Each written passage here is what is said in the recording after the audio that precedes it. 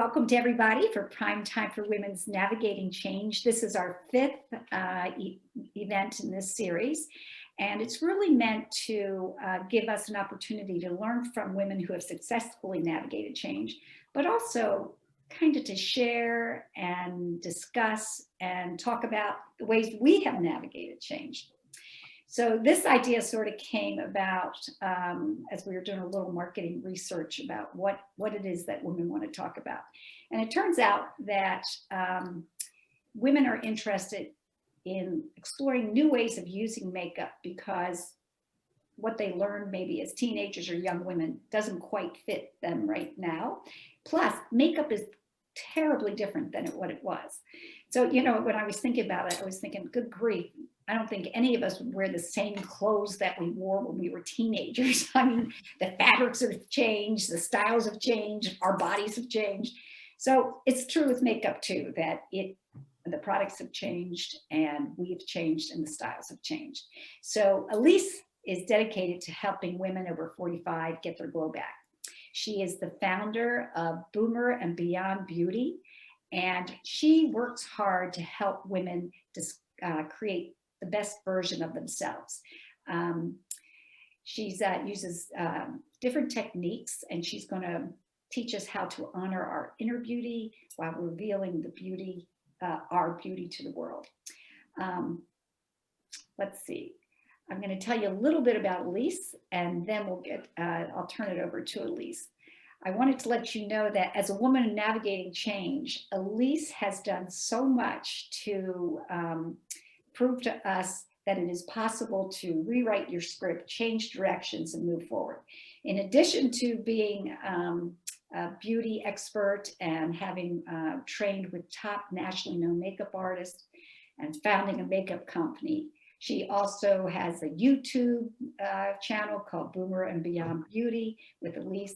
She had a 35-year career in public television. She was an English teacher. She's an author. She's a podcast host. So she's kind of done it all. And what she does is responds to what's around her and doesn't doubt her creative ability to say yes to the next adventure down the road. So I'm so excited to introduce Elise Marquam-Jahns to everybody here on the Prime Time for Women channel. So take it away, Elise. Thank you. Hi, ladies. How are you? Hi. Good. We're glad you can be here with us today, and especially in light of the daylight savings time switch that threw me for a loop this morning, but it looks like everyone else is doing really well with that. So did you want me to go ahead with talking about some techniques, or? No, first I wanted to, would you be willing to take, I have some questions that have been submitted to me. Sure. And then when we get to the techniques, I have some other questions specifically about makeup. But I was wondering, I love that you have said yes to all these different career opportunities. And I was just wondering, for lots of people that feels risky, it feels a little scary. Did it feel that way to you? And what enabled you to say, okay, I'm going to try something different? Well, yes, there were a lot of scary points along the way. Absolutely. In fact, there were a few times when I found myself thinking, what the heck are you doing? I mean, and especially with this career, my next career after I retired, in air quotes, from public television, if I had known all the technology I would have to learn to do YouTube, I'm glad I was naive, because I probably wouldn't have done it. Technology is not my strength, to say the least. And I had to learn how to edit videos. I had to learn how to do graphic design on an on-site site called Canva. I had to also learn how to do email marketing on a marketing platform. And there were some times that I sat and cried in front of my computer, to be quite honest. But on the other hand, here you are. I find myself just growing a tiny bit more confident in what I can do with technology. So that's been, in fact, my husband has been kind of amazed on a couple of occasions where I've sort of shared with him how to do something, which never would have happened before. So it's been an interesting journey, not without its bumps, but a very interesting journey. Elise, I was wondering, as you were preparing for and starting Boomer and Beyond Beauty, what was your greatest experience to prepare you for this? Was it your TV experience, 35 years in public television, or was it working for a cosmetic line, or was it your years as a professional makeup artist? How did these intersect to empower you to take this step? You know, that's a really interesting question, because just a few weeks ago, my husband said to me, do you realize that everything you've done has kind of enabled you to do what you're doing now? And I'd never really thought about it, but I was trained as a teacher. I taught high school English and community college while I was working at public television. I was teaching part-time at a community college as well, teaching English and health and wellness counseling kinds of things. And that teaching is what I've ended up doing a lot more of now, because with individual consultations that I do, or Zoom consultations, I'm teaching basically. I also teach in person, or I did teach in-person classes. Now it's not safe to do that, but hopefully eventually I'll get back to that. And then YouTube. My YouTube channel is all about teaching as well. So that has been, you know, sort of a key component of my life.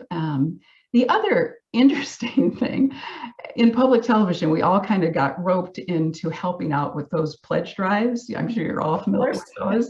And having to do that on air work, you know, I never thought I'd ever have any future application for that. But sitting in front of a camera in my former sewing room doing YouTube videos, it's a little bit less intimidating than it might otherwise be to be able to do that.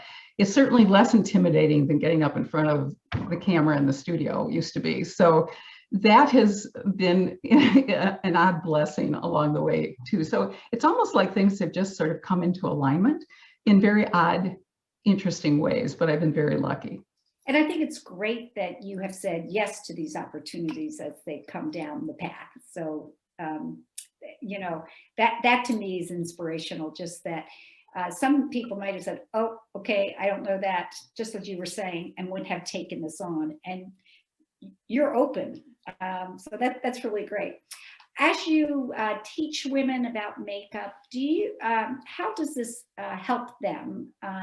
It's not just about their looks for you. You're looking at the whole woman.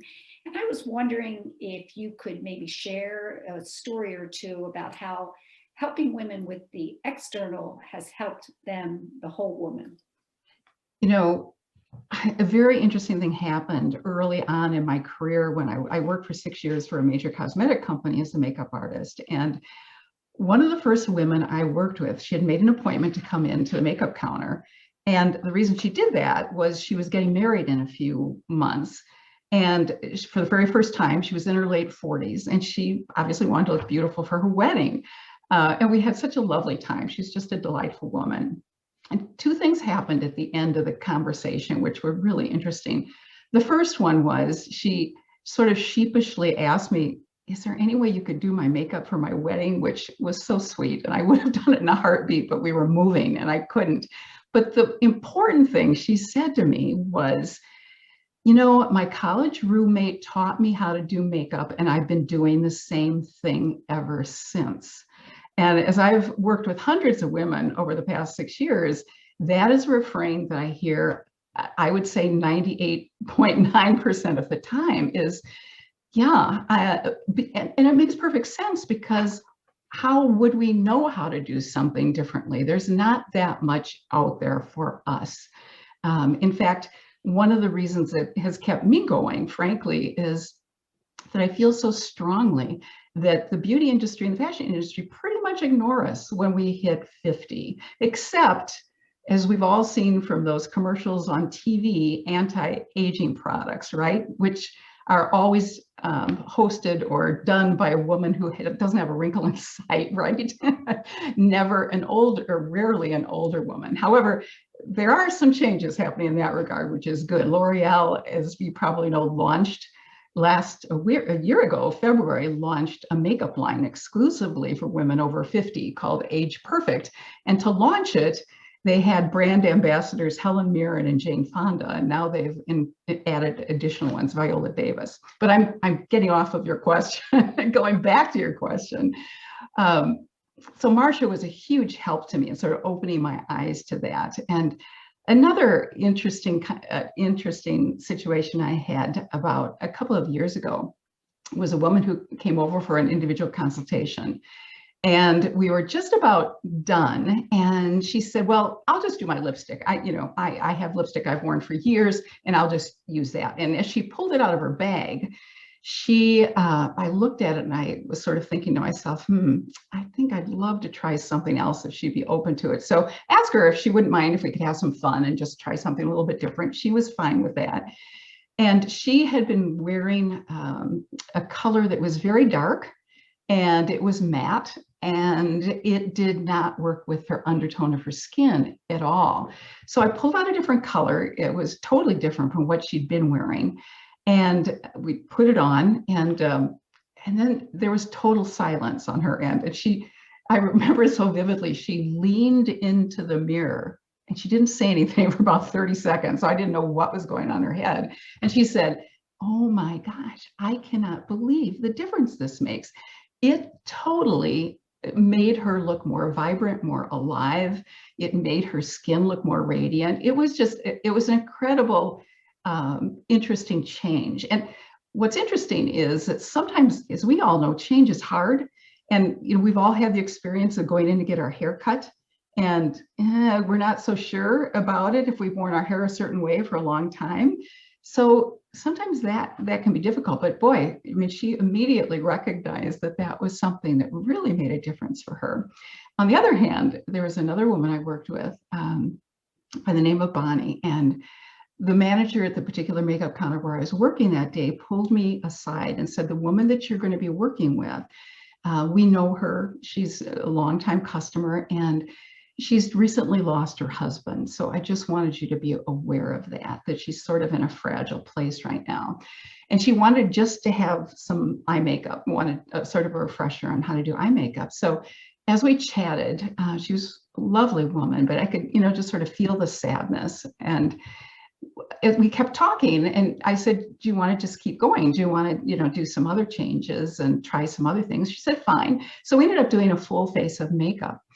Well, I have to say that when she came in, she was wearing makeup that aged her incredibly. Very dark lipstick. She had very heavy black eyeliner, very heavy, sort of so much shine on her eyes. It was interesting to make some changes. And when I stood back and looked at her, she literally looked 5 to 10 years younger after we did some different techniques. But I couldn't read her in terms of how she was feeling about that, because it was such a huge change. And as I said, she obviously was used to wearing this style of makeup for many, many years. So I honestly don't know what ended up happening, if she decided to use some of those techniques or not. But it was a good lesson to me, just in terms of, change is hard for a lot of us. So there's been some interesting things, and YouTube has provided an interesting platform too, to get some really wonderful comments from women about where they are. One of them, I almost started crying when I read the comment. The woman had said, I've felt invisible for 15 years. And I'm just so glad that you're helping us older women learn some techniques that are going to work for us. Another woman, it was so funny, she said, I'm so tired of hearing everyone say we should wear neutrals and beige colors. I just don't want to do that. In fact, I love bright colors, and I'm so glad that sometimes you share on your channel how to wear brighter eyeshadow colors. And this brings me back to one of the questions that we had when we were talking on the phone when I was first getting to know you. It was just your philosophy on makeup. And maybe you could talk a little bit about your desire to bring out that inner beauty. Yeah, there are just so many little things we can do to just tweak what we've been doing. And there's so much interesting research that's been done on how, when we look our best, we feel better. And, we've all had the experience, maybe wearing sweats or not having done our hair or something, and we walk into a store and we know how we're treated differently by salespeople just by how we look. And it's unfortunate that that's the case, but it's reality. So I'm just, what my hope is that I can help women feel more confident. And there are certain makeup techniques and color principles and theories that can really help in that process. But I mean, my strong belief is that, you know, use whatever you love and you feel comfortable in. You know, even if it doesn't jibe with, you know, guidelines that you hear or techniques that you hear about, whatever can make you feel the best so you feel more confident. It's what's really all about. I love that it's such an empowering message, and each of us gets to incorporate what is empowering to us, and then that translates to confidence to the world. So I love that. Okay, so let's get down to business. Yeah, how is applying makeup now in our prime? How's it different than when we were in our teens or 20s or 30s or whatever? Well, we all know just a few changes have occurred in the landscape of our faces. Right. So that makes a huge difference. There was such a fascinating research study that was done not long ago. And the whole goal of the research study was to try and determine what makes us attractive to other people. It was a huge study. They had hundreds of people from all different ethnicities. And what they determined was what makes us most attractive to other people is how much facial contrast we have. Well, if you think about it, as we get older, we start to lose that facial contrast. Our skin gets paler, our lips get paler, our lips get smaller. Don't we wish other parts did, but it's right. Our lips that do. Our eyebrows get sparser over time. So there's far less contrast going on. So that's what, and it's so much even more relevant to us as we get a little bit older. So there are really 4 things that we can do that will make the most difference in how we look. Number 1 is filling in our eyebrows, which is probably the easiest thing to do, but I have found that it's probably one of the most neglected things for most of us to do. Makes a huge difference. I don't know if you've ever seen that. There's a photo that is flying around the internet of celebrities with and without eyebrows. They've photoshopped them so some of them don't show eyebrows, and it makes you gasp because you just don't realize how important our eyebrows are until you see that, because they really frame our face. They lift our eyes. They're part of expression, right? Yes. You crunch them down when you're pondering something, or you lift them up when you're surprised, or they wrinkle when you smile. You know, I think eyebrows are pretty important. Yeah, absolutely. So filling in brows, number 1, and then adding color to our face. And that's because of the whole contrast situation I was talking about earlier. As our lips get paler, they blend more into our skin tone. So we really wearing some little bit brighter lipstick maybe than we used to. Nude lipstick, although it's a wonderful trend and it's beautiful, may not be as appropriate or flattering for us as maybe it is on someone who's 20 years old, who can maybe get away with that a little bit more than we can. So wearing lipstick, wearing some blush makes a huge difference.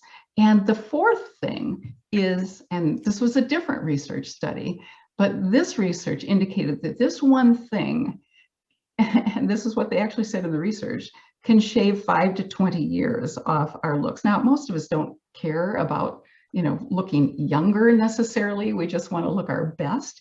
But that is evening out our skin tone with some foundation or with some concealer or tinted moisturizer or whatever we choose to use, because, you know, our skin looks a little bit different than it did. Maybe, you know, a few age spots have crept in, or some discoloration or a little bit redness in some places. So that makes a huge difference as well. So let me ask you this. Are you willing to maybe demonstrate some of these techniques for us? And I've lost all shame. Okay.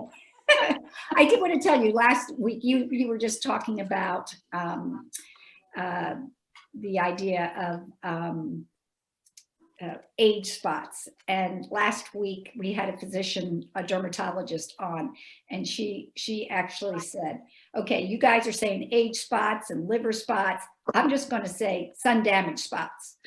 Yes. And anybody remember using baby oil when we were growing up? Oh yeah, of course. Oh my gosh. Yeah. What we didn't know at that point. You said 4, and so it was eyebrows, add color to our face, even out skin tone, and Yeah. what was the And color, sorry, I should have clarified that. Color is both blush and lipstick. So I was looking at that as 2 different things. okay, thank you. You're welcome. Let me just get my. Yeah, so let me just say, ladies, feel free to jump in and ask a question, but remember after you do to mute yourself. But Elise is very comfortable doing this format, and I just want to invite you to, you know, join the fun and be part of the conversation. And I want to mention what I'm using for my, you know, our eyes are the skin is so delicate around our eyes.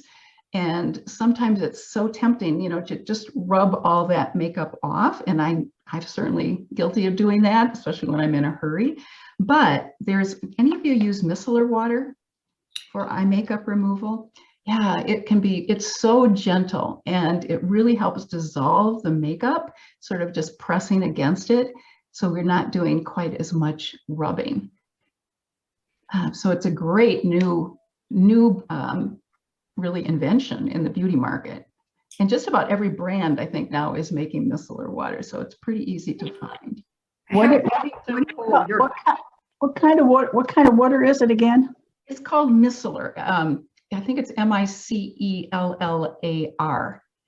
And it's basically water, soft water that's infused with what they call tiny micelles. And those little micelles attract dirt and debris. So it's far easier to get. In fact, I will use sometimes if I go out for a walk in the morning and I've put sunscreen on, and I'll use a wipe sometimes if I'm in a hurry to get rid of most of it. But when I go back in with a pad with micellar water, I cannot believe how much more still comes off my face. Could you spell one more time and I'll put it in the chat? Yeah, I think I got to make sure that I'm going to be spelling it right. I think it's micellar.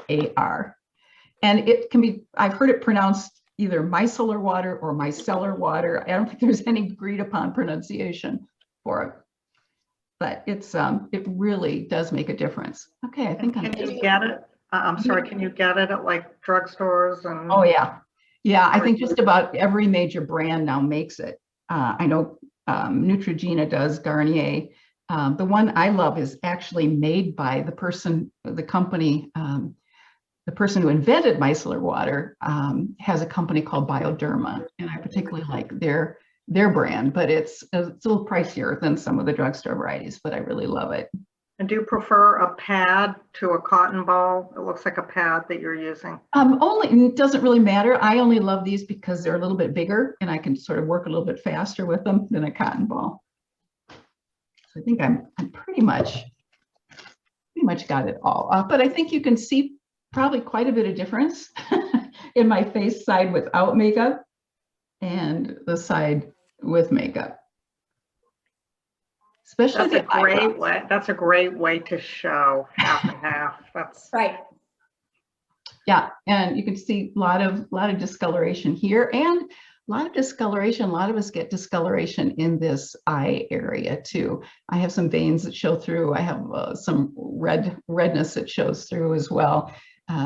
So, you know, it can be painful on YouTube to do close-ups, I have to tell you, but it's necessary to do.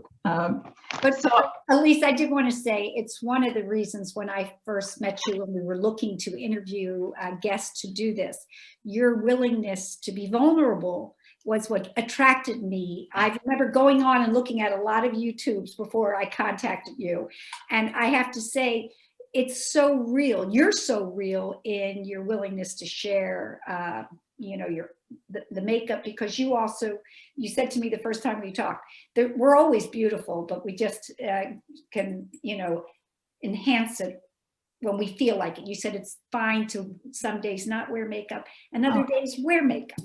Yeah, absolutely. Our skin needs a break from time to time. Absolutely. Just going with wonderful skincare on your face all day is a wonderful breather for our skin. Absolutely.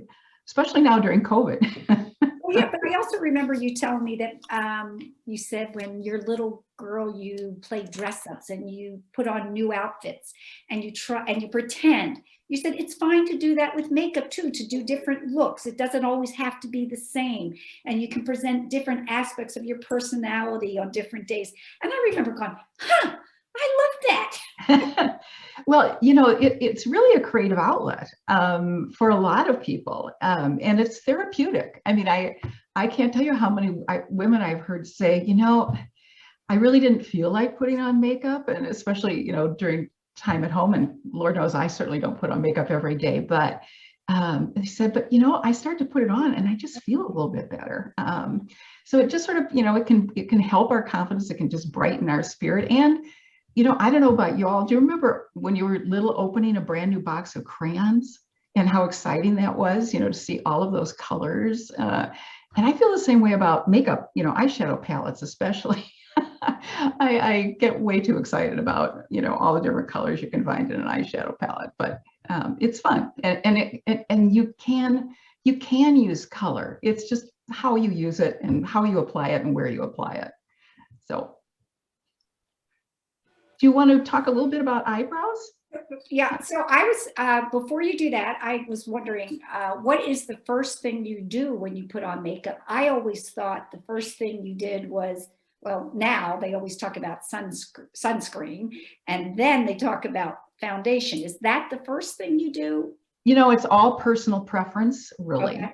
But I have to say that no matter how long you've been applying eyeshadow or how good you are at doing it, you are going to end up, if you're using powder eyeshadow, with some of it ending up here.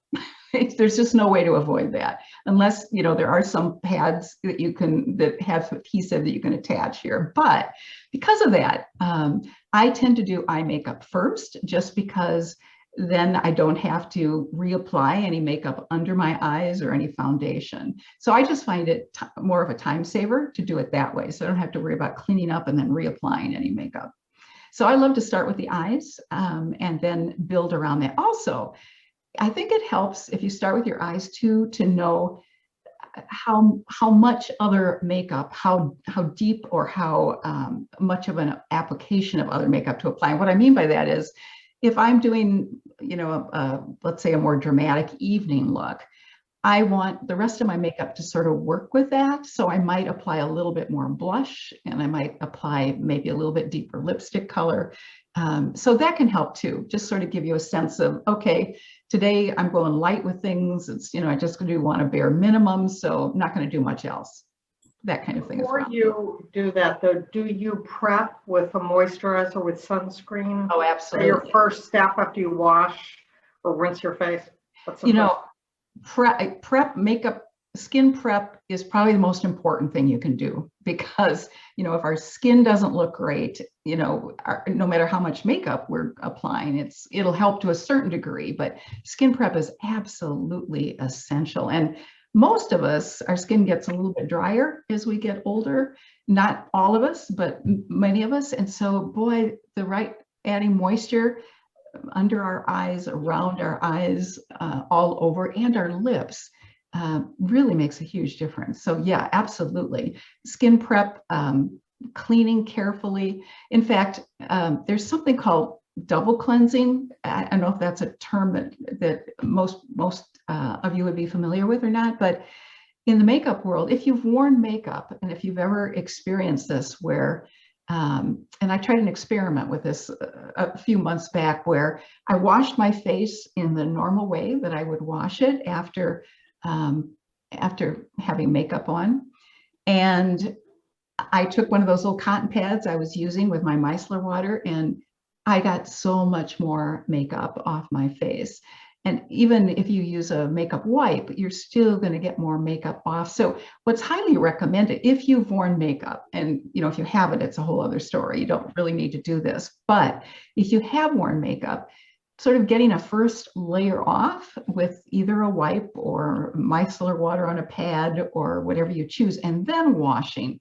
That is going to give you the best way to really clean. And also, if you use any serums or other moisturizers, that helps them act more effectively because they don't have any makeup as a barrier to get in and do their best work.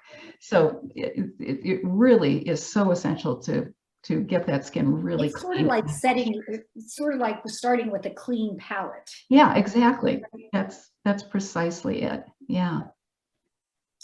All right. Well, so let's see the eye makeup. What Okay. are you going to share with us? All right. I'm going to start off using something. I don't know how many of you would use already use a product like this, but this is something, and this is there are many different brands out there. This is an eye primer. And what an eye primer does, well, it does several things. The thing that it's probably best known for is that if you wear eyeshadow, if you've ever worn eyeshadow, you know that you have oil in your lids, and sometimes that shadow can crease or smudge. I have very dry skin, but for some reason I have really oily eyelids. And if I just put a powder shadow on right now, within an hour or two, it would be creased and smudged. So eyeshadow base or primer, as it's called, can keep that eyeshadow looking perfect for like 24 hours, longer than we would ever need it to look perfect. But the other thing it does, it's especially important for us, is that most of us, as I mentioned earlier, have a little bit of discoloration in that eyelid area.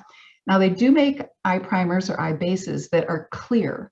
What I like to recommend, if you do have discoloration, is to look for one that matches your skin tone. This is one by Urban Decay. Oh, I don't know about the name of that makeup company. But this is sort of a cult classic in the makeup world. It's called their Eye Primer Potion. And this is in a color called Eden, which pretty much matches my skin tone. And if it's a little brighter or lighter, that's fine too. But I'm just going to apply a little bit all over my eye area. You can put it on with a brush or use your fingers, and you go just from the base of your lashes all the way up. And it dries pretty quickly. You just want to pat it in gently. And I don't know if you can tell the difference in my eye from what it was before, but basically it's like putting primer on a wall before you paint, right? I guess that's the best analogy. So that basically gets my eye ready to receive the eyeshadow so it won't smudge. And also what eye primer does is it makes the pigment stand out more. So you get a stronger pigment, so you don't have to apply as much. So it works on a lot of different levels. Now, Elise, can I ask a question here? Absolutely. So there's so many different levels of cost breaks in makeup. Everything from what you get at the food store to the drugstore to the makeup counter to these high-end companies, Ulta, that carries 1,000 different products. Yes. How important is it to use an expensive makeup, or can we get the same results with the makeup that we buy at the CVS? Oh, that is such a great question. And I say it depends. There are so many good dupes at the drugstore for high-end makeup. And what's very interesting, I just got through reading a book not long ago by a woman who worked in the makeup industry for years.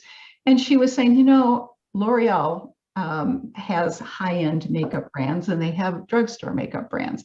Well, they have one lab, and basically their lab works on creating their content. And very often, not all the time, but very often, the only difference between the makeup you buy in the drugstore and the makeup you buy that's at the department store makeup counter is the packaging. Often they use the same ingredients, not always, but very often they will rename it a different name, however. So it's really interesting. The one thing I will say, the two things that I do recommend splurging on a little bit more are eyeshadows, because frankly, you can get some that blend a little bit more easily, so it makes them easier to apply if they have more pigment. And usually you find a better quality eyeshadow at a little bit higher price. Now, that's not always the case. And to be honest with you, even let's take a brand like Maybelline at the drugstore. You will find some outstanding Maybelline eyeshadow palettes, but the next one they make may not be good at all. I mean, it really varies a lot, even within a brand. So what I really like to recommend is find a brand that you feel would be, that has really been consistent. And I can certainly recommend some, and I can recommend some at a lower price point too. In fact, the eyeshadow that I'm using today is one that is absolutely fabulous. And it's sort of a midway price, but on their website, they offer incredible sales often. It's a brand you probably may not have heard of called Juvia's Place. It's a Black woman-owned business, and their eyeshadow is amazing. It's highly pigmented, it blends easily, it glides on. And this is you can see this is well worn. It's not the best of shape, but the reason I love this one is that this will last me a very long time, the size of those pans. And this is mostly neutral colors, and it's all matte. And Is it powder or is it it's a cream? powder. Yep. Okay. These are powders. Yeah. And I love that you're highlighting a minority-owned business because, you know, Prime Time for Women, a big part of our mission is that we are looking to celebrate women in their prime from all backgrounds and all coming together around the common things that are important to all of us. So thank you for doing that. I appreciate it. yeah, there's another incredible, and I have not tried their products yet, but I've heard so many good things about them. It's a brand called Uoma, U-O-M-A, that's a Black-owned business. And I've heard wonderful things about their products. This is another really relatively inexpensive brand that has really good quality. It's called ColourPop. And What's it called? Repeat. ColourPop, C-O-L-O-U-R-P-O-P. And they tend to, they do have a few all matte palettes. Most of them have some shimmer, but all do include some matte. So again, whatever you feel most comfortable with. But this is a beautiful neutral palette made by them called Going Coconuts. Clinique makes a wonderful neutral palette of just 4 colors called Teddy Bear. These are all mattes as well. But I have to say, the brand I am most excited about right now is an indie makeup brand. And what's so wonderful that's going on in the makeup industry right now is there is just an explosion of independent makeup brands, and they are really producing things often that are far better in quality than some of the well-known brands. And this is a case in point.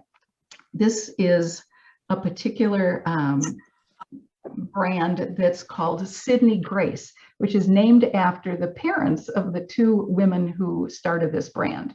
This is a palette, and there's a little bit pricier, but this is a palette that they created recently called Enduring Love, which has some gorgeous matte colors as well as some pops of color. It has mattes as well as shimmers and metallics, but this eyeshadow glides on more easily than any eyeshadow I've ever worked with. You hardly have to do anything with it.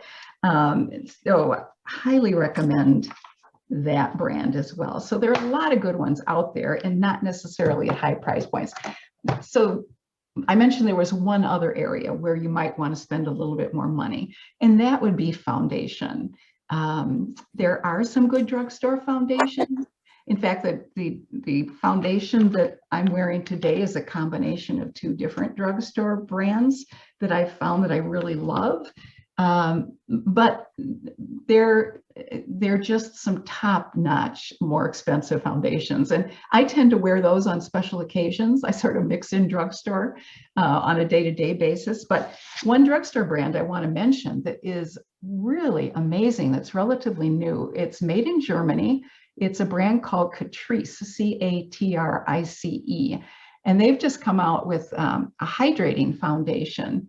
It is a matte finish. You know, what's interesting about foundation is there's so many things to consider when you choose a foundation. Basically, there are 5 things you need to look at. Do you want a foundation. Do you have oily skin? Do you have dry skin or combination skin? Because that makes a difference in what foundation you choose. The second thing to think about is what kind of coverage do you want? Just a light coverage, a medium coverage, or a heavier coverage? Third thing is, what kind of finish do you want? Do you want matte where you don't have any shine? Or do you want a bit of a satin finish? Or do you want more of a dewy finish? And then do you want SPF in it? And the last thing, which is really important, is what's the undertone of your skin? Because the undertone of your skin, whether it's warm or cool, you need to find a foundation that really works with the undertone of your skin as well. So those are all important, but and the other one I want to mention that I'm using is from the L'Oreal Age Perfect line that I referenced earlier. They have some, this is more of a radiant foundation. It's not quite as long lasting as other foundations. That was by L'Oreal? Yes. And they've come out with actually some wonderful products in their Age Perfect line that was specifically designed for women over 50. The other product of theirs that I absolutely love, do any of you have a problem with those fine lines that start to develop, those vertical lines around your mouth? They have come out, I just thought this was so brilliant. Why no one's done it sooner is beyond me. But you can wear lip liner that helps create a barrier so you don't have lipstick that migrates into those fine lines. But what they've created is a lip liner with color that also has an ingredient in it which prevents lipstick from migrating. Now, in the past, you'd had to buy a lip liner and then you had to buy a product that most makeup companies made. It was like a waxy white product that you applied first and then you applied lip liner. You had to do all of that to keep that lipstick from migrating. But L'Oreal has combined it into one lip liner in a lot of beautiful colors. So I give them kudos for that. I just think that was a brilliant move on their part. Okay, well, let's see. After you put on your eye primer, what do you do next? Do you do your eye makeup or do you do your eyebrow? I do my brows. And as you can see, they're pretty sparse. I have some gray and white peeking through. I've tended to lose a lot from the tail area. That happens to a lot of us. And the other thing that starts to happen, does anybody have an issue with like wiry brows? Oh my gosh, it's crazy.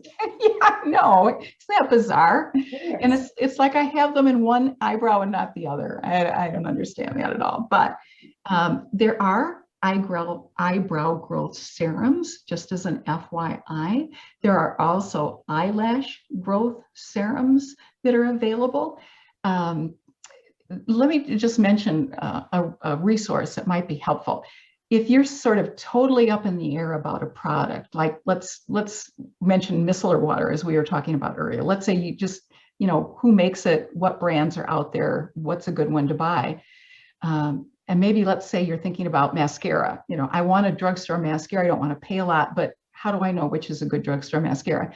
There is an online site called rankandstyle.com, and they produce top 10 lists of everything you can possibly think of. They started with just beauty. I think they've expanded now, but if you go onto their site and you click on beauty, and then there are categories under that, and one of them will be makeup. And if you click on makeup, then there are categories under that, like blush, mascara, drugstore mascara, high-end mascara, every category you can think of. They will provide a top 10 list of products. Now, you have to take it with a little bit of a grain of salt, because how they get that top 10 list is by looking at social media, looking at sales profiles of companies, retailers, etc. And basically, to get those high sales and to get a lot of mention by social media, you spend advertising dollars. So it's usually the companies that are bigger, that have more of an advertising budget, that make it onto those lists. However, even with that said, I will say that after looking at a lot of those products on those lists, I pretty much agree with what they come up with on those lists. So it's a great starting point if you really, don't know where to begin with a particular category of makeup. Yeah. Somebody have a question? Yeah, Marcia did, but she's muted, I think. Sorry, yeah. Do you think they also try the products that they're ranking? That's a really good question. I think I don't know if they try them. I think they mainly go by other things like social media rankings. And I think that's their main, my daughter, my youngest daughter happens to work in the beauty industry. She's a beauty editor for an online site called Who, What, Where. And have you heard of that Allure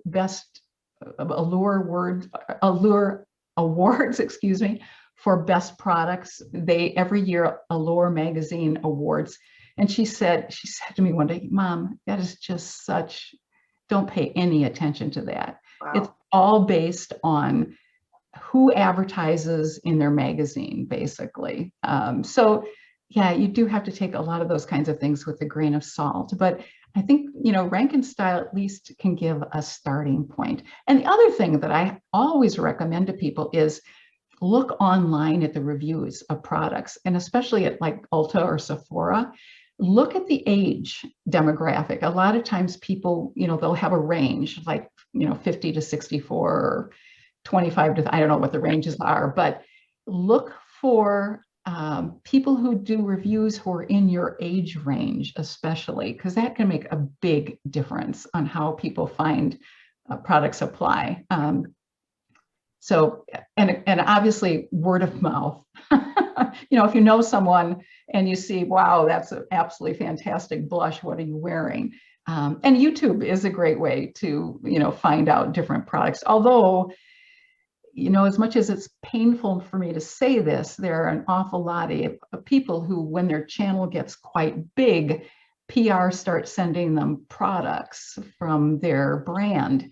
And even though I think, obviously people are going to try and be honest, but if you're on someone's PR list, are you going to maybe be careful about how you talk about things? So I did want to say one thing. I can remember when I was researching who we were going to invite to do this segment, I watched one of your YouTube videos, and you recommended, it was called ELF, and it was for eyebrows. And I have to tell you, I bought that, and I think it is hands down the best eyebrow pencil I've ever used. Isn't it amazing? Yeah, it's it's not something that it was very inexpensive. I was able to buy it at my food store, and I'm like, what the heck? This is brilliant. Yeah. What is it, a pencil? Yeah, it's a $2 product from ELF Cosmetics. In fact, I think I have it right here. It's called their Instant Lift Brow Pencil. And it's amazing. It glides on so easily and provides a lot of great color. So yeah, I use this over high-end products for sure. And it lasts just as long too. And I use a L'Oreal one. I just can't think of the name of it, but I really like too. It seems to go on very easily. And the colors seem like they have, if you're really dark brown or more medium brown, they seem to have a good range. Does the ELF have a good range of color? Not as good as some. That you bring up a really good point, Marcia, because with eyebrows, it's so important to get as close a match as you can. Now, if you have gray and white in your eyebrows, usually you can go with either a gray eyebrow pencil, although most of them tend to be quite dark. You have to have a very light hand with them, or taupe works really well if you have a lot of gray or white in your eyebrows. But there are some brands that make a much wider selection of colors. I'll never forget, I was teaching a class, in-person class, and a woman had beautiful auburn hair, and she said, I've never been able to find an eyebrow product that matches my eyebrows. And for some reason, I take a big makeup case with me when I teach these classes because I'm demonstrating on them sometimes and on me. And I happen to have with me an auburn powder that matched her perfectly. I mean, she was so excited. But it's from a company called ABH, which stands for Anastasia of Beverly Hills. They have probably the biggest selection of colors and different types of eyebrow products of any company. And in fact, I have one here. And what I love that they do, and it's more expensive, yes, but this has lasted me probably over a year. What they do is, I don't know how well you can see this, but in their powders, they put two together, which is brilliant because sometimes you want to go lighter in some areas of your brows. Sometimes you want to go darker, or you can mix these two. I always start off with the lighter color and some sort of build my brows. So they have some marvelous options. And this is powder. Powder is probably the easiest thing to use for our brows, but it doesn't stay on as well as other products. So if you have areas in your brows that are pretty bare, it doesn't adhere to skin quite as well. So in that case, you probably want to use a pencil, which does adhere. It has more of a waxy quality, or a cream or a pomade. Not every company makes a cream. This is another one that's done by Anastasia Beverly Hills, but Maybelline frankly makes one that's even better than this, because this one dries out. The Maybelline one does not dry out. Does that adhere to skin? Yes, yes, the creams do. They do a wonderful job of adhering to. You have to be very careful because it's very easy to put on too much. So what I always like to do is take the brush that comes with this and then put a little bit in the lid and wipe off some of it. So you're just getting a tiny little bit to start with. But it gives a beautiful polished look, and it does adhere really well. Now, what I will say is ABH, the more expensive brand, makes far more colors in this than Maybelline does. In fact, I think I've tried every Maybelline color in this pomade, and there isn't one that works for my brows, unfortunately. I just want to say that Elise in her bio calls herself a self-described makeup junkie. So you can see she samples all of these so that she's in a position to share information. So we're grateful that you're a. Oh, well, thank you. Can I just say one more quick thing? Yes. I do something that I'm sure you'll say is a no-no, and that is pluck out those white brows that drive me insane. And I totally understand that. I've been there. I've done that. As I've gotten older, I have realized that most of those aren't going to grow back. So I do tend not to pluck them now, although it's so hard not to. I totally understand that. What's hard is too that white or gray brows, powders don't adhere as well to them. So what I recommend is there are things called, let me find one here. I think I have one. There are things called brow gels, which are specifically to keep brow hair in place. If you put on a brow gel first and then put powder over it, the powder is going to adhere better. The other thing you can do, you don't even have to buy brow gel. You could take a little spoolie, and by spoolie, I mean this, I don't know how well you can see this. This needs cleaning because I just used it this morning. It's like an old mascara brush, and most makeup companies make an angled brush like this for eyebrows, and some of them have a spoolie on the other end. In fact, this is from e.l.f. I think I paid $2 or $3 for this. Works beautifully. But what you can do is take a spoolie like this and clean it really well. Put a little hairspray on it, and then put that in your eyebrows. That keeps the eyebrow hair in place, and it also adds some, moisture, so you can apply powder over it to make it adhere a little bit better. You can also buy, by the way, disposable mascara wands that work great as a spoolie as well. So don't have to buy something like this necessarily. Yes. In makeup in general, for our mature skin, is it better to go more to like cream than powder with, like foundations, eyeshadows, blushes, and then stay more matted and away from, more to the matted side and not the shimmer on certain things? I love your question. A lot depends on your skin. If you have oily skin, you can use powder, probably not as much cream. That's a little trickier, although if you apply powder first and then put cream on, that can work. But if you have drier skin, I do recommend cream products. The other thing about cream products is they look so natural if you blend them out on the skin. Also, powder products, as we have drier skin and as we develop some texture in various areas, sometimes powder doesn't necessarily fill into those texture areas, so it can look a little splotchy. So cream or liquid products work so beautifully on mature skin if you have drier skin. The other thing you mentioned, eyebrow or eyeshadow, there's some wonderful cream and liquid eyeshadow products. I tend to use powder only because I just love the precision of being able to work with powder and do different things with powder. But if you're in a hurry, and I do this all the time too, if I'm in a hurry, I'll just grab a little bit of a liquid eyeshadow and just quickly apply it. I mean, they're wonderful. It's sort of one and done out the door. So they can work very well. As far as foundation and products like that, again, it's personal preference. I like a little bit of dewiness to the look because I think as our skin gets drier, we lose some of that radiant quality. But there are a lot of ways to achieve that. You don't necessarily have to do it with foundation, although you can.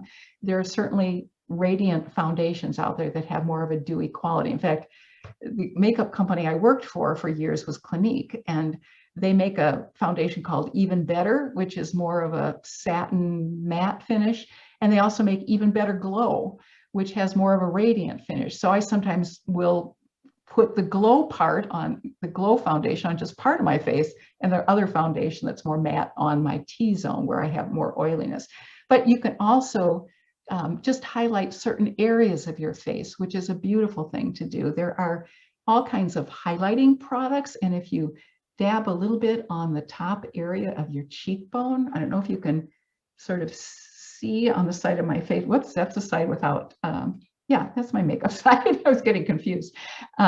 Maybe you can see a little bit of a glow here from some highlighter that I've used on that side of my face. So Elise, would you go ahead and demonstrate for us how to put on that makeup and do your eyebrow? Yeah, absolutely. And one thing too, I just want to, Lisa responded just one other part of that, and that was you ask about whether you use matte or shimmer eyeshadow. That's a big question for a lot of women, and it's really what you love is what I recommend, but there are some color principles and guidelines that maybe will influence what you choose to do. For instance, anything that has any shine or glow to it will bring more attention to it. So if you have a lot of texture in your eye area and you don't want to draw attention to it, then stick with a matte eyeshadow. If you don't have that issue, you can go with anything, shimmers, metallics. But even if you have texture, something that can work well for most women is to put a shimmer or a satin or a metallic just in the center of the lid, because that's an area where we don't have as much texture. So that can bring some beautiful light to the eye area without emphasizing texture for most of us. So let me go back to what you were asking, Bernadette. I'm going to do something that's going to look a little crazy, but if you have trouble with your eyebrows and they're sparse, something that I highly recommend is something called, and I know this may not work, I don't think I'm able to do this with my hair the way it is, but it's a stencil. And I love this one. Most stencils, they're a little separate plastic sheet and you have to hold them up to your brow and then do your brow with your other hand. This one, as you see, has an elastic band around it, which makes so much sense. So you can literally just put it on and it stays in place. This particular one, I think there were 12 different stencils. So it's pretty easy to find something that matches your brows. I can't tell you, I mean, I'm to the point where I'm using this almost every day because it just is foolproof and it makes it so much faster. You don't have to think about it. You can just fill it in and it's a perfect shape. Color by number, that's great. Yeah, it's just so much quicker and easier. So rather than, and most of us have brows, maybe one's not quite as high as the other one. I mean, they're different. They're not twins, they're sisters. So with a stencil, you've got the same shape on both sides and you can basically have pretty much matching brows too at the same time. So it's a really interesting option. And who makes that? I'm going to have to send you that link, Bernadette, because I got this on Amazon and it was a really strange name of a company. And I apologize. I should have looked it up before we started. But if I send it to you, can you share it with people? I certainly can. Yeah, I'll be happy to do that. But this is the only one I've ever seen that has this little elastic band that you can That is fit in here. brilliant. I know, it's just so smart. I just love people who are innovative like that. So I put on my primer, and let me just go with my brows next. I like to start with brow powder. And then, because I have a very scraggly top to my brows, I either use a pencil or a pomade to just sort of outline the top and outline the bottom. So I want to fill in the middle, and I'm going to do that. I'm just going to take this powder shadow that I was using earlier and my angled brush. Excuse me for looking off this way. I have a magnifying mirror, which is absolutely essential. Otherwise, I wouldn't be able to see at all what I'm doing. Elise, while you're doing that, I'm going to ask you a question, and that is, I read an article that said there was 3 things that were they thought were the most obvious way to tell a woman's age. And basically they said it was the eyebrows, the color of your teeth, and your posture. And they were talking about if you stand straighter, that like takes 5 years off your life, your look. If you do your eyebrows, it gives that contour and that contrast, and that makes you look 5 years younger. And they said whitening your teeth. And it was not actually written by anybody that was promoting eye makeup or teeth whitening. So I wanted to ask you if you agree that posture, eyebrows, and teeth whitening are crucial in taking years off your appearance. That's really interesting. I've not heard that. Yeah, absolutely. And I'm the worst one to talk about posture. I have horrible posture, but it does really make a difference. And teeth whitening, yeah, for sure, makes a huge difference. Thank goodness they have teeth whitening Strips, right? toothpastes out there, in addition to, all those other things that you could use. There are some toothpastes that work really well too. Okay, so I'm sorry, while you're doing your brows, yeah. What do you think of microblading? And I don't know if you other ladies are familiar with that procedure. Has anyone had it done? No. What did you think, Lisa? I like it so far. I just did it back in the fall. I found somebody. What is it? What is it?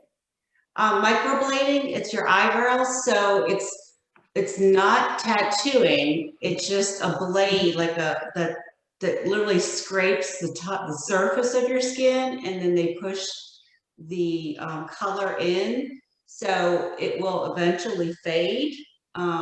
Like in about a year. So, and then you just go back for touch-ups. And I found somebody that was kind enough to take baby steps with me because I hardly had any brows.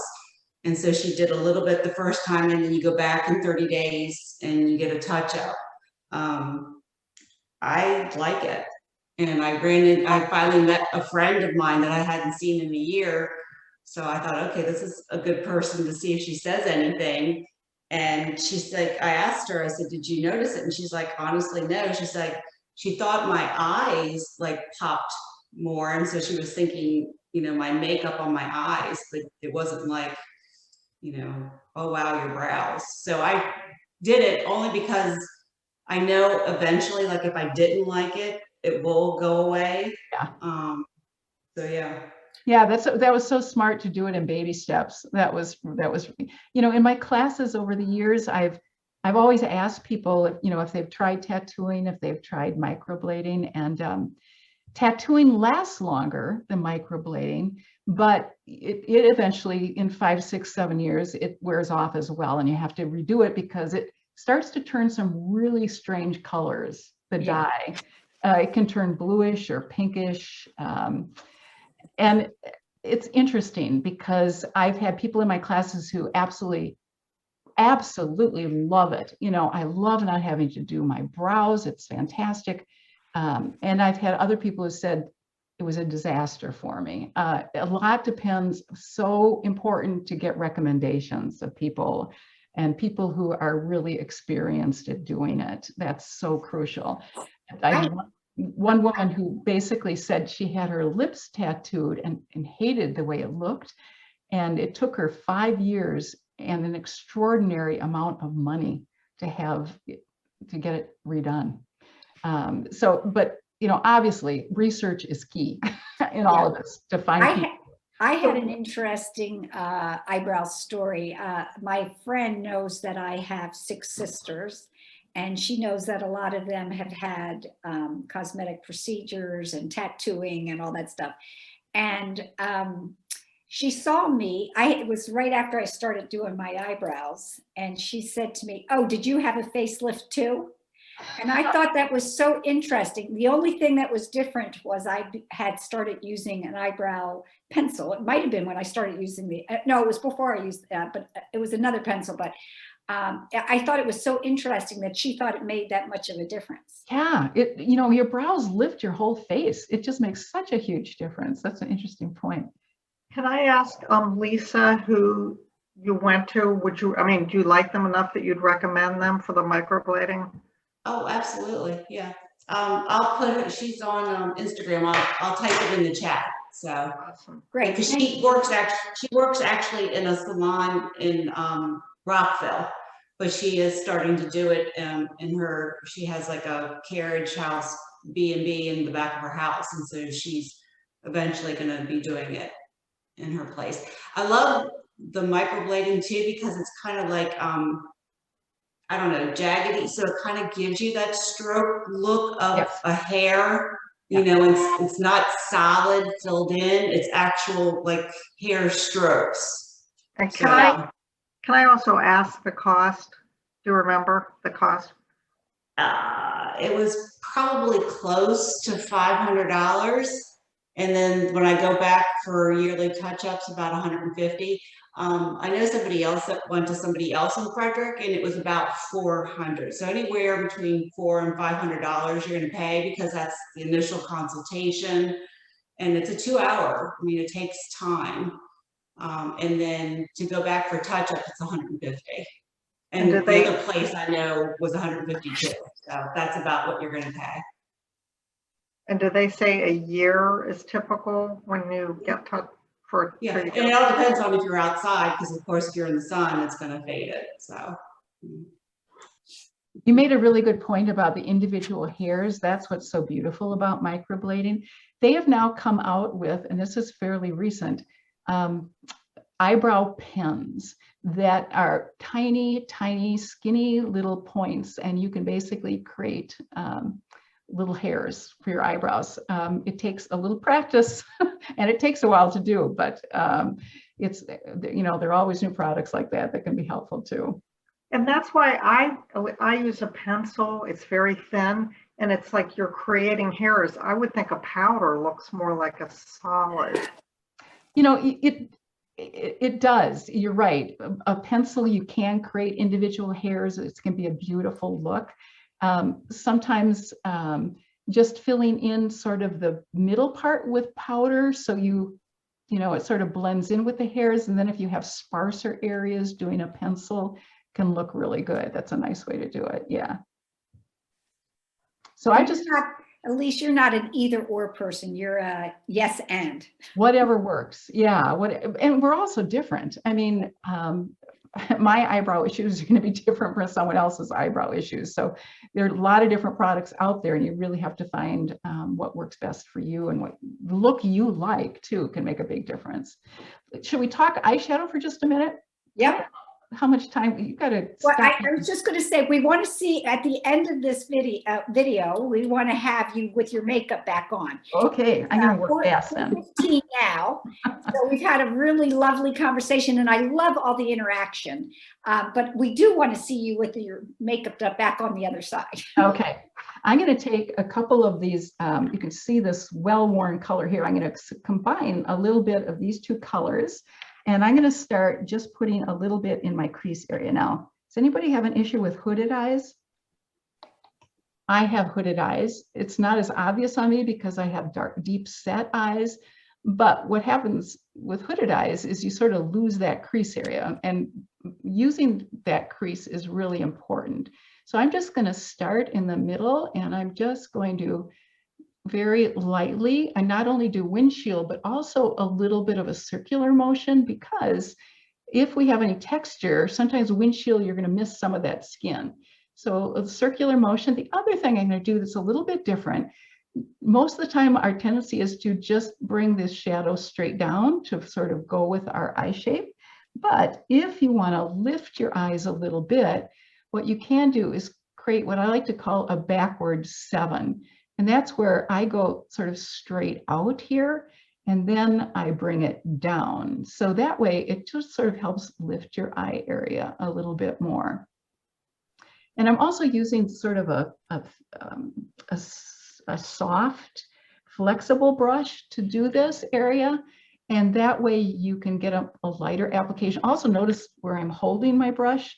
If you hold it toward the end, you're going to get a lighter application. Whereas if you go here, you're going to have a stronger application. So I just want a very light application. And then also bringing your shadow up from your lash line up to meet that area in an upward stroke. And to do that, I'm going to grab a brush that is a flatter, denser shape. This applies more product more quickly. And I'm taking the combining this darker brown with this sort of maroon color here. You're changing colors now. Yeah, I'm taking deeper colors. Oh, well, I'm glad I put a towel down. And what I'm going to do, because I have a lot of texture here, I'm just going to gently hold so I can make sure that I get color all the way. And I'm putting it right next to my lashes, and I'm bringing it right up to where I applied that other color. And this just creates a little bit more definition in the eye area. As you can see, it's gotten a little bit deeper here, but the trick with any eyeshadow is blending, because you don't want any harsh edges at all. So blending first in that area where you've applied it, and then you can get a nice sort of gradation of color if you take what's left over on that brush and you just sort of fill in up a little bit higher. So I'm basically lifting that outer eye area and creating a little bit more definition for the eyes. Okay, and the lids, most of us, I think, we're used to, when we first learned how to put makeup, you put dark color on the lids, right? And that can still be beautiful. It can be a gorgeous smoky eye to do that. But this is where sort of color theory comes into play. If you put lighter color on the lids, and that's what I'm going to do, I'm going to take, this is actually a highlighter. It's from Laura Geller. It's called her French Vanilla. And I'm going to use it as eyeshadow. And I'm going to take this lighter, there are two colors in here. I'm going to take the lighter color, which is sort of a vanilla, and I'm going to put that on my eyelid area. Now, what that does is when you put light things on, things come forward. And if you have dark, it recedes. We all know that lesson from decorating, for instance, you know, if you put dark paint in a room, it's going to look smaller, whereas you put lighter paint, it's going to look bigger. Same thing. We're using that same concept with the eyes. I'm putting a lighter color here so my eyes look bigger. The other nice thing I can do, now if I feel like I got too heavy-handed here, there are two things I can do. I can take a clean makeup brush and just go along the edges, and that sort of helps tone it down a bit. But the other thing I can do is I can take this brush where I had this light color, and I can use that right along the edges to just blend it out so it looks more natural and doesn't have a harsh stopping point. Okay, so that's a basic eye technique that I think works pretty well for an awful lot of us as we get a little bit older. Are you gonna do your eyebrow for us? Yeah, I did fill most of it in. I didn't go as dark as the other. Okay. I will do that. Thank you for mentioning that. I'm gonna take the darker color in here and just fill it in a little bit more. Your makeup was absolutely perfect when you tuned in and then you took it off to show us. So I'm interested to see that whole process be recreated. And I would be doing an even better job on this brow if I were wearing that stencil. Of quite honestly. Oh, okay. I'll be close to matching the other one, but it won't be as exact as it would be. Now, as I mentioned, I have a bit of a scraggly top to my brow. I have actually a scar up here. Got in my misspent youth, I must say. So I'm going to take a pencil and I'm just going to create sort of a pattern along the top. So it is a little bit more defined as the top area. Now that's pretty dark, which tends to happen sometimes. So this is the beautiful thing about a spoolie. I'm going to go right along here with the spoolie, and that takes off excess product and makes it look more natural. The spoolie is absolutely an important eyebrow tool. Okay, so I think I match a little bit closer that way.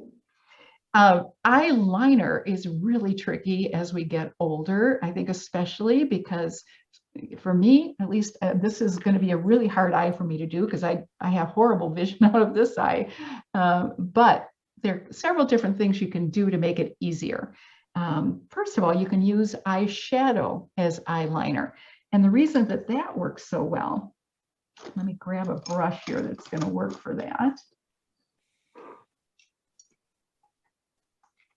I'm going to take actually an angled eyebrow brush. That works really well for eyeshadow, or you can use a flat top brush. That works well too. And I'm going to dip a little bit of this into the lightest, there's sort of a grayish color in this palette, sort of a light black to gray. And I'm going to tap off. That's important. You don't want a lot. And by using a eyebrow pen or an eyebrow brush, it's much more forgiving and easier to apply eyeshadow as eyeliner, because, you know, when you use a pencil eyeliner, it's sometimes hard to get it to look perfect. Although what I always recommend with any kind of eyeliner is to have a Q-tip at the ready, because you can always smooth it out with a Q-tip. So even if you don't apply it perfectly, you can get it to blend in. Well, that's what the brush does too. So I will definitely not apply this perfectly because I don't see well out of this eye, but I'm just going to go as close as I can to my lash area. And then I can use the brush just to sort of gently blend everything together so it looks okay. Now, Elise, are you going all the way to the end, or are you going to lift it up, or? You know, I am just going not all the way to the end, because what can really help your eyes to help lift them is to bring that brush up, whoops, not like that, to bring that up a little bit sooner than the end of your eyelid area. Yeah. And meet where you put the eyeshadow, and that helps lift the eye area. The other thing that can help you sort of know where to go with that line is I always recommend putting a little bit of eyeliner on the outer third of the bottom, a little bit lighter color than you do at the top. And what I'm going to do is start about here, and I'm going to again hold this because of the texture. And the line that you create, if you just go straight up from your bottom area of your lid, you're actually creating an upward lift. So that helps too. Now, then you just want to make sure that you just sort of blend it in so it isn't real obvious. But that helps create some lift too. You also, on that bottom outer third, you want to make sure that you don't have a strong stop or start point. You want to sort of feather it either with your finger or a Q-tip or your brush, just so it doesn't look like a real harsh start or stop area. And just that little bit along that bottom area can really make a difference in defining your eyes and helping them look bigger. So that the other thing I want to mention for eyeliner is if you use an eyeliner pencil, let me just grab one quickly here. Some of them come with a smudger on the other end, which is brilliant because you can then smudge out that line. It works like a Q-tip. So if you don't do it perfectly, it smudges out. But the other thing you can do is you can take your eyeliner and you can take a brush and rub the brush against the eyeliner get a lot of product on there, and then apply it with the brush. That can sometimes be a little bit easier as well. There's also something called tight lining. Do any of you do that? Or no? It's basically where you go under and you put the color in. You have to have waterproof, obviously, because you're putting it in the water line right underneath your eyelashes. Now that's a scary proposition for a lot of us. And frankly, I have very sensitive eyes and I cannot do that. That irritates my eyes. But it can be a beautiful look. And it just makes it look like there is more darkness right along that lash line. The other thing you can do is you can take your pencil, or you can take an eyeliner pencil or a brush like this, and you can not tight line, but you can lift your eye, go up under, and just dot in between your lashes. And it's amazing what a difference just that can make to help you look like there's a little bit more of depth and fullness and delineation in that area of the eye. So there are a lot of different ways you can go at eyeliner to make it a little bit easier. There are also eyeliners, and I just want to mention this because there are automatic eyeliners that you can turn up, but they get dull and they make a bigger line, and sometimes we want a finer line. So some come with sharpeners, but those sharpeners usually are pretty difficult to use. There are some brands, and I think this is another brilliant innovation, if I can find it here. Oh, here we go. Okay, so this is a brand called Doll 10. And what she has done with her line is, you see that has a pretty sharp point on it. When you put the top back on, it automatically sharpens it. So you always are going to have a nice sharp point, which I think is brilliant. Because the other thing that can sometimes be difficult is creating a really large, harsh line. We really want things to look softer as we get a little bit older. So having something that you have more control over how large a line you get can really make a difference too. So just another interesting innovation that someone's come up with. So I'm getting there. We're somewhat close to the eyes. I'm going to go ahead and do lashes, which are really important to helping our eyes look bigger and more lifted. I do have a question about the lashes. Yes. I absolutely hate to put on mascara because it gets clumpy and it doesn't last very long. And I hope that you'll talk a little bit about how to extend the life of mascara, and also maybe recommend some brands that are good at different price points. Yeah. Yeah, mascara is tricky. There's some mascaras that are lengthening. There's some mascaras that create more volume.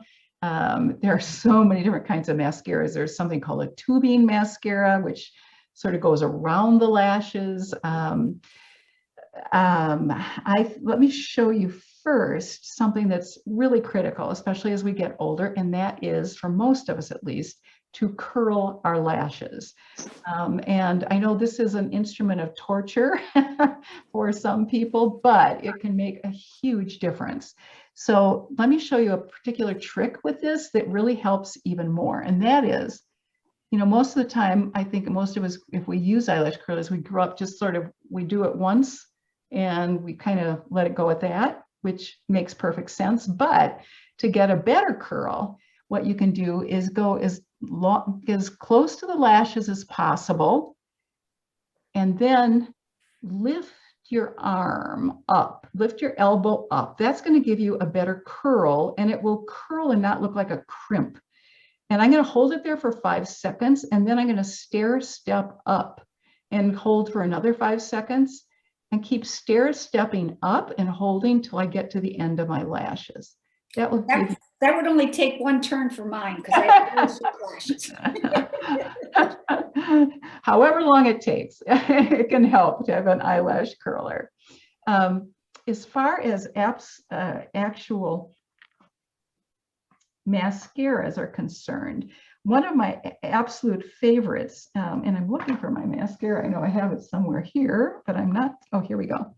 One of my absolute favorites is a drugstore mascara. It's made by L'Oreal and it's called, oh boy, okay, Elise, you'll come up with it. Lash Paradise is what it's called. And it is a wonderful mascara.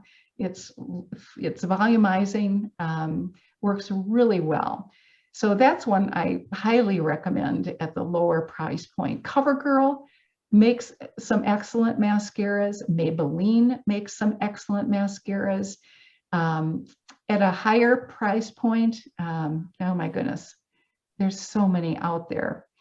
Trish McAvoy is a makeup artist that makes an excellent mascara. Her products are a little bit pricier. Clinique, company I work for, has a lot of different mascaras that work well. I'm going to use one. As I mentioned, I have very sensitive eyes. I've literally only found 2 mascaras that I can wear without my eyes burning. And this is one, if you have sensitive eyes, is wonderful. It's Tarte, T-A-R-T-E. It's available at Ulta or Sephora. It's a well-known brand. And I don't know what ingredients they leave out that other mascaras put in, but it is wonderful for sensitive eyes. And what I want to recommend in terms of application is to wiggle it at the base and lift it. Is that lights, camera, action or something Yes. like that? I love it, yeah. Isn't it wonderful? And they also make another one called Lights, Camera, Flashes, which comes in a gold case. And I think that's an even better one. It's even more volumizing. Except for Tarte, what is the name of that mascara? Oh, it's called Lights, Camera. Let me make sure. Lights, Camera, Lashes. Thank you. Yes. Or there's the other one I mentioned is a gold case from Tarte called Lights, Camera, Flashes. And that's really excellent too. So I don't know if you can tell the difference, but there's a huge difference from the way my lashes looked earlier. And the other thing I want on your bottom lashes as well. I'm so glad you asked. Yes. And however, I don't know if you've ever had the experience of putting it on and you look like a raccoon. It ends up under your eyes. I had horrible problems with that until I don't know why every brand does not make something like this. This is specifically a bottom lash mascara from Clinique, and it's called Bottom Lash Mascara. Now, the reason it works so well is look at that tiny, tiny little brush. Yeah. You can just literally just dot those lashes and you will apply it on the lashes and it will not go under the lashes. And it does, by putting mascara on the bottom lashes, it sort of extends the whole real estate of the eye area, which makes our eyes look bigger. One thing that can make our eyes look smaller, although it's a beautiful look, is to put dark black along the bottom of our eyeliner, because that sort of closes in our eyes. That's why I recommend only doing the outer third. There's also something else that can make our eyes look a little bit bigger before we leave eyes. I'm going to be using a sort of a vanilla colored pencil. This happens to be from Anastasia of Beverly Hills. And I'm going to just put this, for some reason, putting this on my bottom waterline doesn't bother my eyes. So I'm putting this lighter color on the bottom waterline, and that can make our eyes look bigger as well. Okay, so other eye questions before we move on to face? We're going to cover the under eye area after we do face, by the way, so because that is important for a lot of us. So, I have a question. Yeah. Sorry, I'm sorry. No, go ahead. For the mascara, do you recommend a curved brush versus a straight brush? Is there a difference as far as like kind of getting your lashes to kind of span out? You know, the brush makes a huge difference, quite honestly. I think it's much harder to go with a really big fluffy brush, quite honestly. Some of it's just personal preference, but I prefer something that has a sort of a smaller mascara wand at the beginning and a larger brush end at the end. Some are made with brush, some are made with rubber. That's a variation too, and I don't really think that makes a whole lot of difference. But yeah, the brush makes a huge difference. In fact, I highly recommend that if you find a mascara brush you like, save it and sanitize it. And if you buy other mascaras, use that brush. That really can make a big difference. Oh, and by the way, Bernadette, you asked earlier about making mascara last longer. There is something you can do, and I want to mention that. By the way, all of us have done that thing where we pump a mascara wand. We don't want to do that because that puts air into it, dries it out faster, and it also creates more bacteria. What you want to do is just wiggle it around like this, not pump. The other thing you can do is add a drop of saline solution to the mascara, and that can help it last. Also, if it's clumpy, that can help reduce the clumps you get in a mascara as well. Yeah, I heard eye drops, like, and was gonna ask you, like, just one, eye drops for moisturizer, just put a drop in. Yep. Saline. Yep. Yep, works really well. Also, strangely enough, if you have a pomade, a cream pomade that you use for your eyebrows and it dries out, you can also just use a drop of saline in that too. So saline solution can come in very handy. So let's go ahead and do the face. Now you can see I have a lot of redness here. I also have a lot of issues with pores. So I'm going to use a face primer first. You don't have to use a face primer.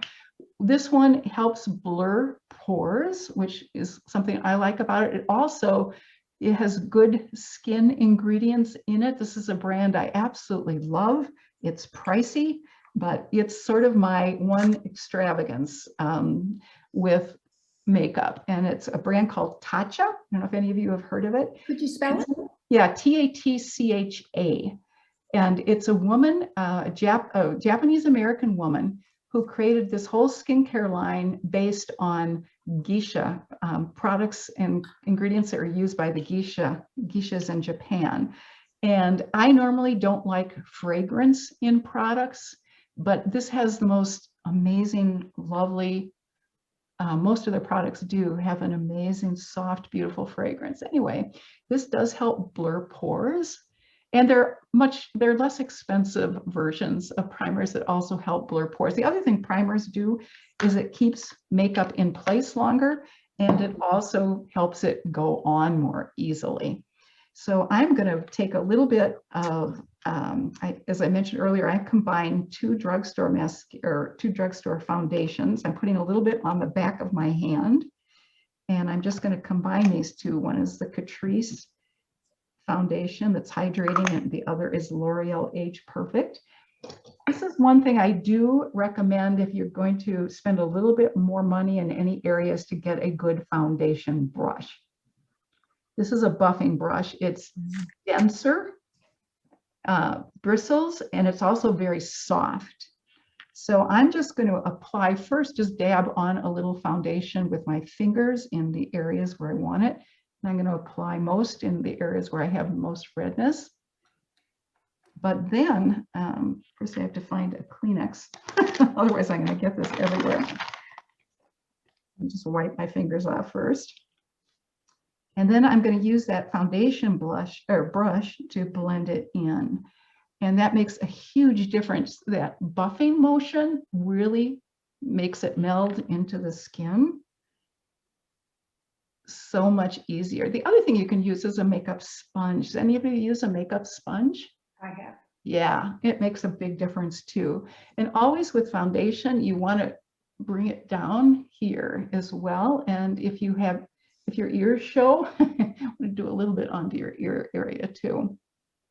You have to wash a foundation brush more frequently. I tend to, yeah. Washing brushes is a really good point, and every week at least, depending on how often you wear foundation. The other thing, I did an experiment recently. Have you seen those little pads that you use to wash brushes that sort of have some hills and valleys in them? And I frankly just sort of thought, no, that's a gimmick of some kind. But I did an experiment recently where I just washed my brushes as I normally do. I just put a little soap in my palm of my hand with water, you know, swish the brush around really good. And I did that. And then I took a little makeup pad, they call them, or mat, and that has some hills and valleys on it. And then I used that brush that I had just cleaned, and I put a little soap on that, and I rubbed it around on the mat, and boy, some more product came off. So that really makes a difference. And you don't have to, they have very inexpensive ones that you can buy, but that really helps clean brushes. And so. So Elise, when you're putting this foundation on, somebody told me you always have to go in circles, and you're kind of doing it more the way I've done it. I was just curious about that. No, you know, when I buff it, I tend to do it in circles. When I'm first putting it on, I just sort of apply it everywhere. But that's true. Buffing it by doing small circles, and you're just melding it into your skin a little bit more effectively. Yeah. Okay, so foundation on. And the next thing I'm going to do is the under eye area. As you can see, I have really dark circles. A lot of us have dark circle issues. There's nothing that's going to magically take care of this under eye area except for plastic surgery, to be quite honest. However, you can really help this under eye area by doing two things. Most of us think of using one shade lighter concealer under our eyes to brighten them. But there's something you can do first that makes a huge difference. And that is color correct, because most of us, this is sort of a purple or a bluish sort of area here, if you look at it closely. And what you want to do is find a complementary color, which basically cancels out that blue purple color. And what it will be is a peach or a salmon color for all of us. Now, depending on how dark or light your skin is, if you have a darker skin, you want to go with a deeper peach color. If you have a lighter skin like mine, you're going to go with a lighter color. I'm going to use a product that, this is pricey, but it lasts forever. But I love it because it does several different things. It's from Color Science, and it's called their Total Eye 3-in-1 Renewal Therapy. And the reason I like this is it helps depuff this area. It also has an SPF in it. It also hydrates this area, and it also has a color correcting color. It now comes in 4 different colors. A light, I think this is the original color. And I'm just putting a tiny, tiny little bit on my finger. Now you can use a concealer brush as well. And excuse me, I have to look into the makeup mirror, but I'm just going to apply this right where that dark shadow is. I'm not going to bring it all the way up under my eye, but this sort of cancels out some of that bluish purple color here. And I'm just, if you notice, I'm just patting it in gently. And the warmth of our finger just helps it sort of meld into the skin. Then I'm going to put concealer over that. I'm taking. What was the name of that product you just said? Yeah, it's called Color Science. It's spelled COLORE Science. Total Eye 3-in-1 Renewal Therapy. Thanks. Love that product. There are a lot of other ones on the market though. Bobbi Brown makes some really good color correctors in that peach tone. Becca makes a great under eye brightener in a peach tone. So I'm taking just a tiny bit of concealer that's a little bit lighter than my foundation. And again, I'm just dotting it. And I'm just going to sort of lightly press it because I don't want to disturb that color corrector underneath, but I just want to lighten up this under eye area. Now it doesn't totally take care of that eye area, but it does help. Okay, so got the under eye taken care of. And let's do some quick blush and highlighter, shall we? Blush is a really interesting scenario for many of us because I think we all have that fear of that clown-like look with blush, right, in a big, heavy, dark circle. As we get a little bit older, we've always been told to put it on the apples of our cheeks, right? That's what most of us have heard. But where do those apples go, ladies, as we get older? They go downward, just like the rest of gravity is pulling. So what we really can help our face look more lifted is where we apply the blush, excuse me. You want to go 2 finger widths, keep it 2 finger widths away from the nose. And you want to find that cheekbone and find about the middle of that cheekbone. And that's where you want to apply your blush, and you want to go up towards your temple. And I'm going to use, frankly, I have tried so many cream and liquid blushes, and I have recently found one that is the best blush I have ever used because it goes on so easily. It's a cream blush. This is from a brand new makeup line called Rare Beauty. It was developed by the actress and singer Selena Gomez. And this is, I'm just going to dab a brush. You have a different brush for your blush than you do for your foundation. Yeah, this is called a stippling brush. And as you can see, the bristles aren't as dense. And so you're not applying as much, you get a lighter application. So I like to start here because when you start, you have the most product on your brush. And I want to start where I would prefer to have the most product. I don't want to have the most product right here. And I'm just going to just dab and blend it lightly in. So what we want to do is just create a light flush to our cheeks.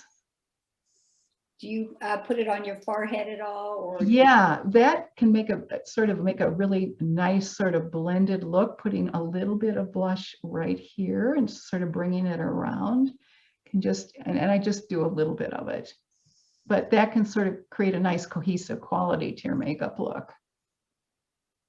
And the other thing, besides blush, can make a huge difference is highlighter. And that there are creams, they're powders, they're liquids.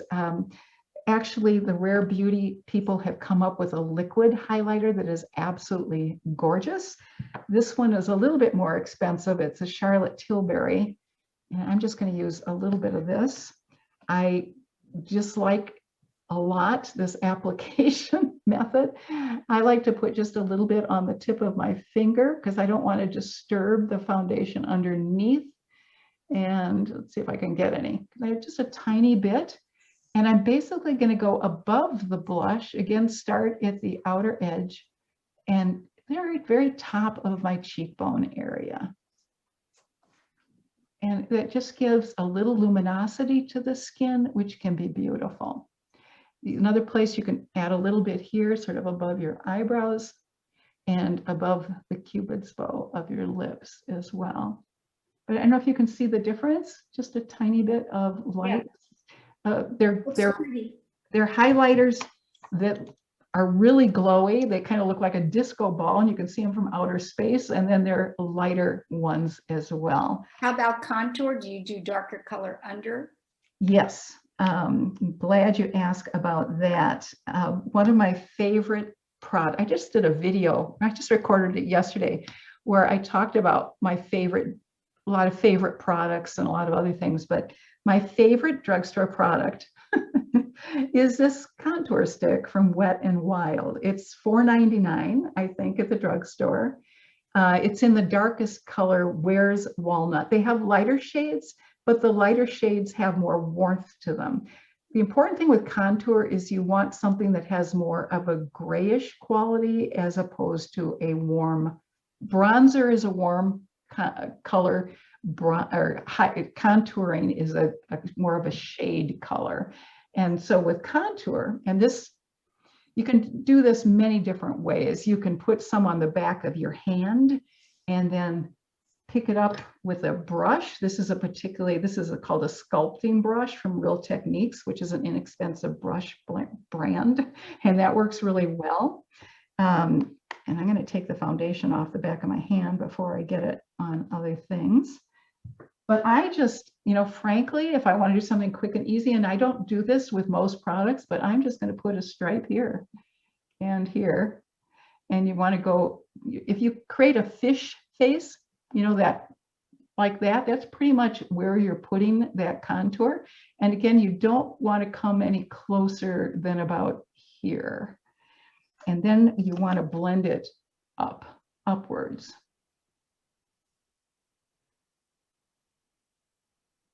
And as you can see, it blends in really easily. Now, sometimes it's hard not to have sort of an outline of the contour. This is where your foundation brush can come in really handy. Using that to just go over the edges blends it all in so it looks more seamless. And I would normally, frankly, put on the contour before blush or highlight. The other place that's really wonderful, I am certainly starting to get jowly in this area, and you can certainly dot some here. If you have more than 3 finger widths of forehead, you can also dab a little bit here. And the trick with contour, and I can give you sort of a quick, easy way to remember where you put contour. It's a backward C into a backward 3. So if you have a forehead that's broad enough, otherwise, if you don't have a high forehead, you can just do the backward C part lower. But that's just an easy way to remember where to put the contouring. And with the contour on the jowl area, you do want to bring it down toward the neck. And then I always like to use my foundation brush to go over the edge. So it has so it blends in really easily and there's no line of demarcation. Okay. All right. I'm glad you asked about contouring. Can make a big difference. And the last thing, lips. Okay. Yes, go ahead, Marcia. Oh, not use a setting powder or loose powder on your foundation or blush? I normally, powder's an interesting thing. Setting powder, excuse me, if you have drier skin, you just want to be strategic with how you put powder. I usually just use it on my T-zone area, and I'll do a little bit of that now. And I usually Elise, while you're doing that, I wanted everyone to know that I just put all your contact information, your website for Boomer and Beyond Beauty, your YouTube channel, your Facebook page. I wanted all the ladies to know that. And we're getting close to 5 o'clock. So I wanted to let you all know that Elise and I talked about maybe doing a workshop with Prime Time for Women, feature maybe eyes one day, or eye makeup or foundation, specifically that. So if you're interested in that, let me know, because Prime Time for Women, it's not my website, or my platform, it's our platform. We are stronger, healthier, and happier together. And we want to address what you are most interested in. So, Elise, you can tell that she has a wealth of information to share, and all of her contact information and all of her YouTube channel information is there. So be sure to check that out, and let me know if you want Elise to come back and do a program again with Prime Time for Women. Thank you, Bernadette. I appreciate that. Have you done much, like my skin's very sensitive and very dry, and I've had plastic surgery, like on where a dermatologist had to do spots on my face. I just went and got it at Bob. I'm using this Aquaphor. It's for advanced therapy for like damaged dirt. And so it's almost like Vaseline, but it's got some healing component in it. I find if I use makeup or foundation, it just looks cakey on. So I put this on and then just touch a little bit because I have those dry spots. Yeah, I mean, that's a really good point. It's not like we have to apply foundation all over our face necessarily.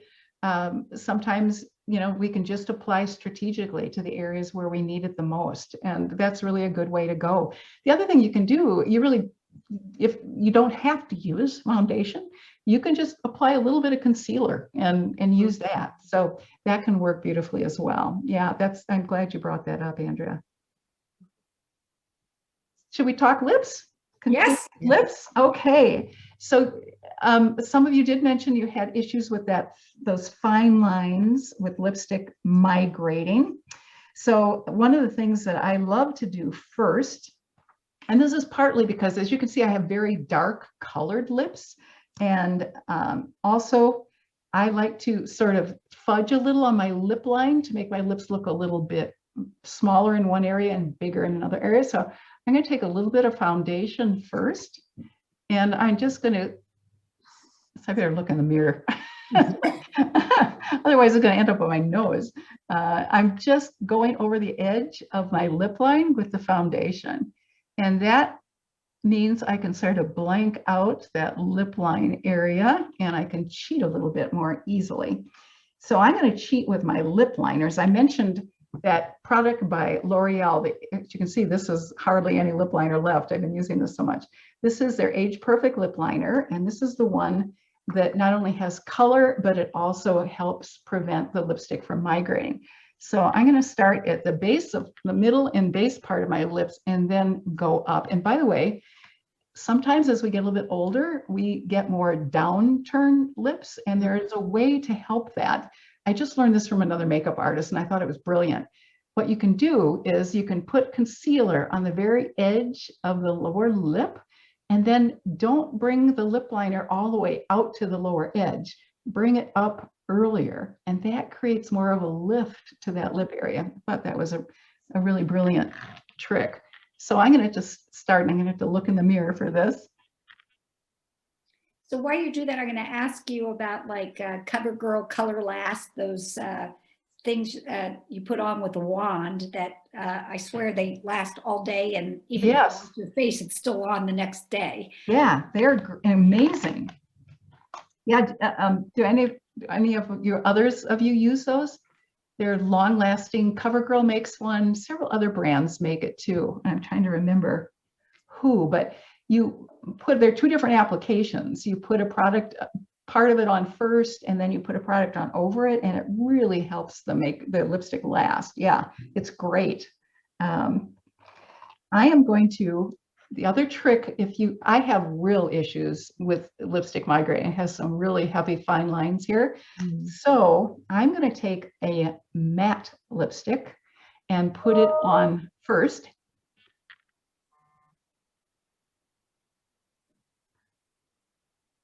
And I'm using matte because if you have a lipstick that's more radiant, that has more luminosity and sparkle, it will more easily go into those fine lines. However, if you don't have issues with fine lines, I always suggest using a more radiant lipstick because we want to bring brightness to our lip area. It makes our lips look larger. It makes them look younger, quite honestly. So I don't just stop at the matte lipstick.